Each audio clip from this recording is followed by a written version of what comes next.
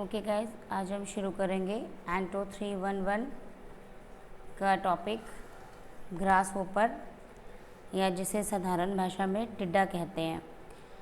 किस किस टॉपिक के अंडर इसको हम डिस्कस करेंगे। नंबर 1 हमारे पास है इसका क्लासिफिकेशन, जैसे हमने बाकी इंसेक्ट्स में किया है कि बाकी इंसेक्ट्स में हम क्या करते हैं कि उसका क्लासिफिकेशन और स्पीशीज़, फिर उसका हम डिस्ट्रीब्यूशन देखते हैं कि वो किस प्रकार से इंडिया में या वर्ल्ड वाइड डिस्ट्रीब्यूटेड रहता है।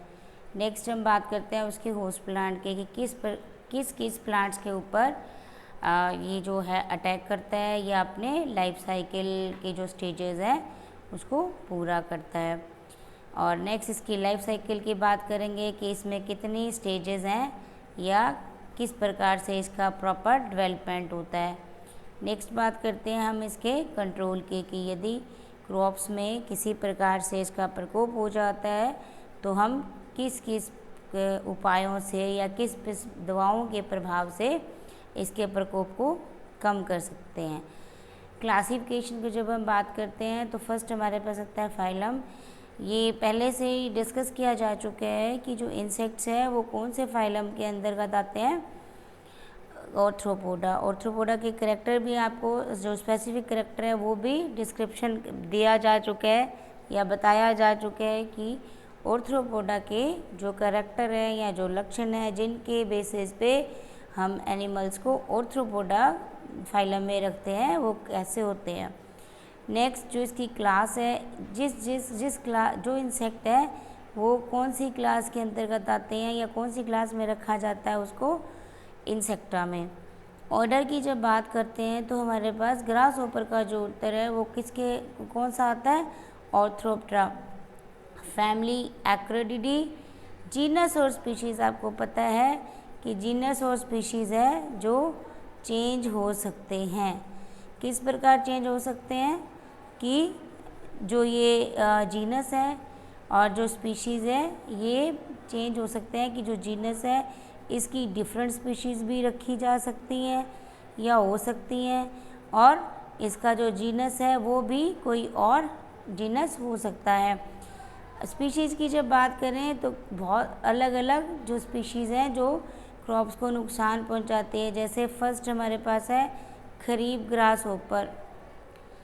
खरीफ ग्रास होपर में क्या हमारे पास ये 3 स्पीशीज़ आती हैं जो कि खरीफ ग्रास होपर के नाम से ही क्लियर है कि जो खरीफ की फसलें हैं उनको ये ग्रास होपर की स्पीशीज़ नुकसान पहुंचाती हैं। सेकंड हम बात करते हैं सरफेस ग्रास होपर की, तो एक स्पीशीज़ क्रोटोगायरस स्पीशीज़ जो कि किसकी है, सरफेस ग्रास होपर कहते हैं जिस। नेक्स्ट अलग अलग जो स्पीशीज़ हैं, शॉर्ट हॉर्न ग्रास होपर, ये 2 species, small rice grasshopper, sugarcane grasshopper, tobacco grasshopper. तो इनके नाम से क्लियर है कि कौन कौन सी फसलों को ये नुकसान पहुंचाते हैं। राइस ग्रास होपर राइस की फसलों को नुकसान पहुंचाते हैं। शुगर केन, टोबैको, डिफरेंट जो ये स्पीशीज़ है ये डिफरेंट फसलों को अटैक करते हैं या नुकसान पहुंचाते हैं। होस्ट प्लांट की बात करते हैं तो पहले ही बता चुका है ये क्या है, पॉलीफेगस। और पॉलीफेगस पेस्ट कौन से होते हैं, जो कुछ बहुत से प्लांट्स को नुकसान पहुंचाते हैं। एक होस्ट नहीं होता है, बहुत सारे प्लांट्स को नुकसान पहुंचाते हैं।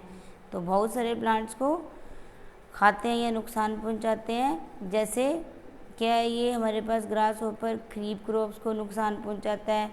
धान, ज्वार, बाजरा, मक्का, गन्ना, रागी आदि या गेहूं कुल के जो प्लांट्स हैं उनको ये ग्रास होपर नुकसान पहुंचाता है।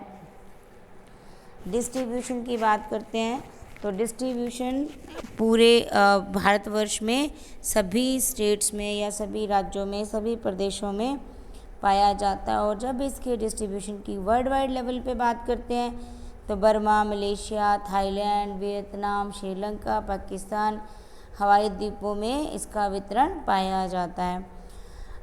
डैमेज कैसे करते हैं हम इसकी लाइफ साइकिल में पढ़ेंगे कि इसकी 3 स्टेजेस होती हैं।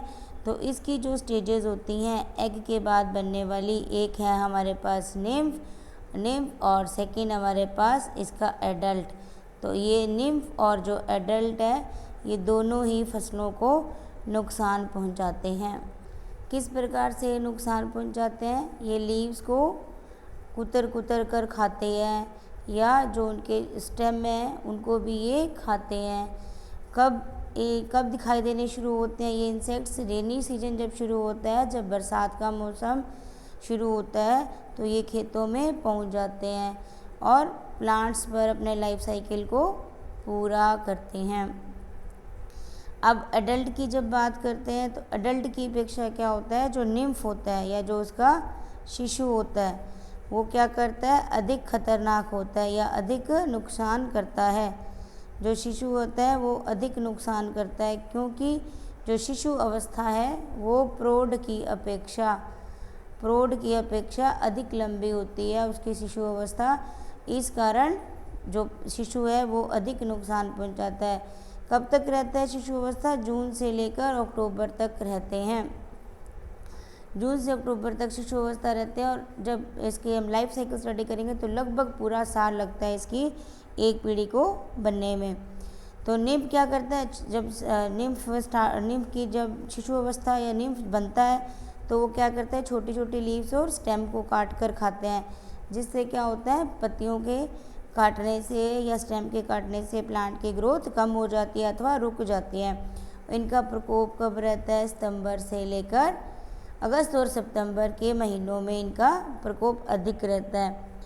अब हम बात करते हैं कि ग्रास होपर की जो लाइफ साइकिल है वो किस तरह की होती है, या उसमें कितनी स्टेजेस पाई जाती हैं जिससे कि ग्रास होपर के एग से लेकर एडल्ट बनता है।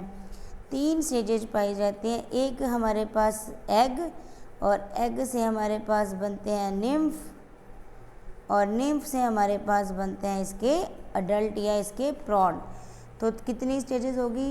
एक तो हमारे पास एग, दूसरी हमारे पास निम्फ, और तीसरी हमारे पास एडल्ट। तो तीसरी स्टेजेस हमारे पास एडल्ट की बन गई। अब फर्स्ट जो स्टेज है वो है एग। एग कब दिए जाते हैं, या एग स्टेज कब स्टार्ट होती है? सितंबर लास्ट या अक्टूबर के शुरू में कॉपुलेशन की प्रक्रिया होती है या मैथुन की प्रक्रिया होती है, और यह जो अवस्था है ये कई घंटों तक बनी रहती है। इंसेक्ट है कॉपुलेशन की स्टेज में लगातार कई घंटों तक बने रहते हैं, और कॉपुलेशन का जो प्रोसेस है वो एक दिन में कई बार दोहराया जाता है या कई बार मैथुन की क्रिया को किया जाता है। तो इसके बाद क्या होता है, जो कॉपुलेशन की क्रिया है, कॉपुलेशन की क्रिया के बाद जो मेल इंसेक्ट है वो क्या हो जाता है, मर जाता है, और उसके बाद जो फीमेल है वो अंडरोपक को नीचे की तरफ ज़मीन पर रगड़ते हुए, ये सपोज हमारे पास धरातल है या ज़मीन है, तो जो मेल इंसेक्ट है, आपको लोकस्ट में भी देखा था कि उसकी एगलिंग क्या होती है, उसकी जो अंडरोपक है वो इस प्रकार के ज़मीन के अंदर दबाकर एक इस प्रकार से ही उसके अंदर अंडरोपण किया जाता है, एगलिंग कहते हैं। इसी प्रकार क्या होता है, इस धरातल पर इंसेक्ट अपने उदर के पोर्शन को टच करते हुए चलता है, और जब उसे नरम स्थान मिलता है तो वो अपने अंडरोपक को नीचे की तरफ दबाकर ज़मीन के अंदर धंसा देता है, और ज़मीन के अंदर धंसाने के बाद ये एक खड्डे नुमा स्ट्रक्चर या एक खड्डा बन जाता है। इस खड्डे को क्या कहते हैं, इस खड्डे को कहते हैं एग चैम्बर। क्यों? क्योंकि इसके अंदर एग दिए जाते हैं, इसलिए इसको एग चैम्बर कहते हैं। तो ये जो अंडरोपक है, अंडरोपक को द्वारा इस स्थान पर या इस खड्डे के अंदर पहले एक झागनुमा द्रव छोड़ते हैं, झागनुमा द्रव को एक लेयर बन जाती है, फिर उसके ऊपर इस प्रकार अंडों को दिया जाता है, और उसके बाद पुनः या दोबारा उसके ऊपर इस प्रकार एक झागनुमा द्रव को छोड़ दिया जाता है। तो ये जो झागनुमा द्रव छोड़ा जाता है ये सूखने के बाद किससे होता है, कठोर होकर सीमेंट की तरह काम करता है, जिससे क्या होता है, ये जो इस एग चैम्बर के अंदर पड़े हुए जो एग हैं वो सुरक्षित रहते हैं। और इसको क्या कहते हैं, ये तो हमारे पास एक चैम्बर हो गया जो खड्डा बन गया, और ये झागदार द्रव्य है जो सूखकर सीमेंट की तरह काम करते हैं, इसे एग पोड कहते हैं या अंडपिंड कहते हैं। अब एक फीमेल की पूरी लाइफ में क्या होता है, 15 से 20 एग पोड होते हैं, 15 से 20 एग पोड होते हैं, 15 से 20 एग पोड पूरी लाइफ में होते हैं। और इनके जो एग हैं वो हल्के पीले रंग के होते हैं, और जब ये पक जाते हैं लगभग 9th मंथ या 9 महीनों के बाद ये पककर भूरे रंग के हो जाते हैं। अब 9th मंथ कैसे होता है, देखो जब एग दिए जाते हैं वो सितंबर या अक्टूबर में दिए जाते हैं। सितंबर अक्टूबर में एग देने के बाद ये जो एग है सितंबर अक्टूबर से लेकर पूरे के पूरे अगली गर्मी पूरी और एक पूरी सर्दी उसी स्थान पर उसी अवस्था में ही रहते हैं, एग पोड में ही रहते हैं। और अगले साल जब बारिश होती है या मानसून की पहली बरसात होती है जून जुलाई में, तब ये फूटकर इनसे निम्फ बाहर आते हैं। तो लगभग क्या है 9 महीनों के बाद एग या जो अंडे हैं वो पकते हैं। तो एक ये क्वेश्चन भी क्लियर हो गया कि एग के पकने का समय कितना है, 9 मंथ। और 1 सितंबर से शुरू होकर जो जनरेशन है वो अगले साल तक ही। नेक्स्ट जो स्टेज है, सेकंड स्टेज है, वो हमारे पास है शिशु या निम्फ। अब अंडे जब 9 महीने के बाद फूटते हैं तो उसमें से हल्के पीले रंग का क्या निकलता है, शिशु। अब ये शिशु क्या करता है कि ये इस शिशु की जो कंडीशंस है वो ऐसी होती है कि ये पंखविहीन होते हैं, परंतु फुदक कर एक स्थान से दूसरे स्थान तक चले जाते हैं। उड़ते नहीं है, फुदक कर या जिसको कहते हैं जंप कर कर दूसरी जगह चले जाते हैं। और इनमें काटने और चबाने के मुखांग उपस्थित होते हैं। 10 से 15 दिन के अंदर ये कितनी बार निर्मोचन या मेटामॉर्फोसिस की क्रिया को दोहराता है, 5 से 6 बार निर्मोचन या मेटामॉर्फोसिस की क्रिया को दोहराया जाता है।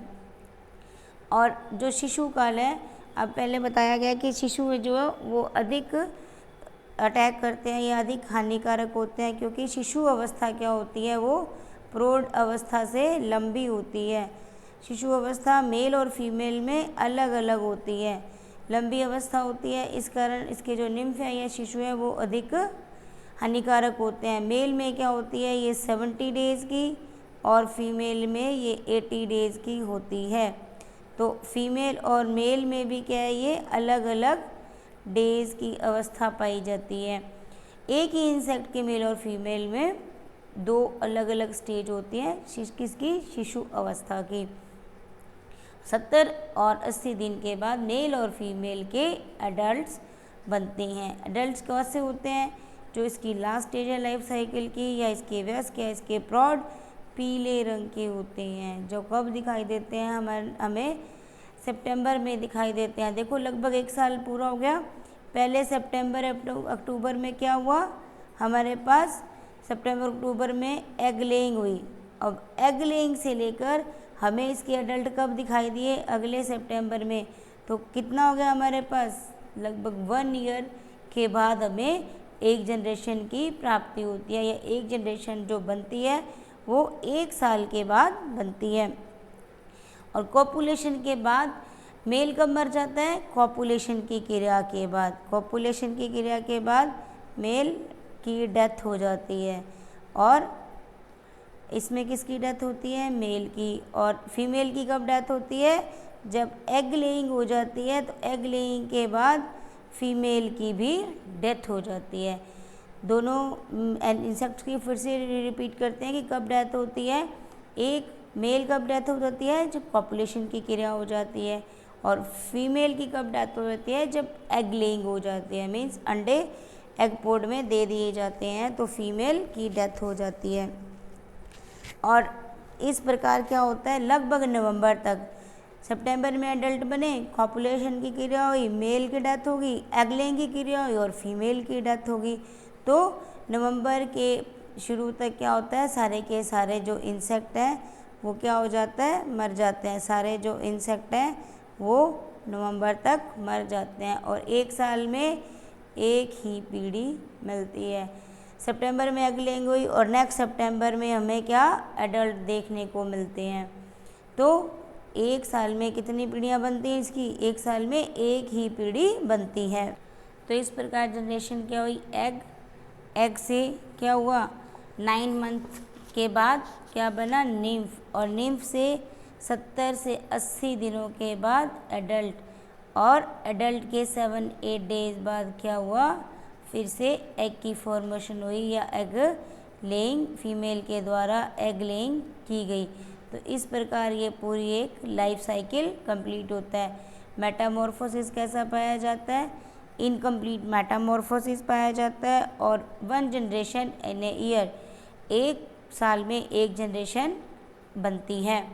कंट्रोल की बात करें तो जब इसका प्रकोप हो जाता है या इसके प्रकोप से बचने के लिए हम किस प्रकार के उपाय अपनाते हैं या किस प्रकार से हम प्रिकॉशंस रखते हैं जिससे कि फसलों पर इनका अटैक कम हो, या अगर प्रकोप है तो उस प्रकोप का प्रभाव कम हो जाए। फर्स्ट है कि जब फसल कट जाती है तो फसल काटने के बाद खेतों की अच्छी प्रकार से जुताई कर देनी चाहिए, जिससे क्या वहाँ पर जो एग पोड होते हैं उनको नष्ट कर देना चाहिए। और अगर आक्रमण हो जाता है तो उस आक्रमण के शुरू होते ही हस्त जाल से पकड़कर उन इंसेक्ट्स को नष्ट करना चाहिए। नेक्स्ट हम बात करते हैं कि जब मॉनसून की पहली बरसात होती है तो लाइट ट्रैप लगाना चाहिए। लाइट ट्रैप से इन इंसेक्ट को आकर्षित कर पकड़ लेना चाहिए या नष्ट करना चाहिए। तो कुछ दवाएं भी हैं जिनके उपयोग से हम इनका प्रकोप को कम कर सकते हैं, जैसे कार्बारिल 5%, धूल 25 किलोग्राम, ये पर हेक्टर के हिसाब से बुरकना चाहिए या उसके ऊपर डालना चाहिए। मिथाइल पैराथियोन, फेनिट्रोथियोनाथान, मालाथियोन एक्सेट्रा। तो इस प्रकार ये जो दवाएं हैं इनका ये अधिक प्रकोप होने पर यूज़ कर सकते हैं, और ये प्रकोप के शुरू होने पर भी इन दवाओं का उपयोग करके हम इनको नष्ट कर सकते हैं। या इनके जो प्राकृतिक शत्रु होते हैं, प्राकृतिक शत्रु कौन से, जो इनके अंडों पर परोपजीवी होते हैं उनको, या जैसे बहुत सी चिड़ियाँ, कौवा, मैना जो इनके शिशु तथा प्रौढ़ को खाती हैं, उनको उस स्थान पर छोड़कर जहाँ पर एग लेइंग हुई होती है या एग पोड होते हैं या इनका जो है इसकी लाइफ साइकिल का स्टार्टअप होता है, वहाँ पर इनके दुश्मनों को या इनसे जो प्राकृतिक शत्रु हैं उनको छोड़कर भी हम इनको कंट्रोल कर सकते हैं। तो इस प्रकार ये हमारे पास पूरे हो गए। और अब हम नेक्स्ट करेंगे कौन से, insect pest of rice and there management. Next video में हम करेंगे राइस के जो पेस्ट हैं और उसका मैनेजमेंट किस प्रकार कर सकते हैं।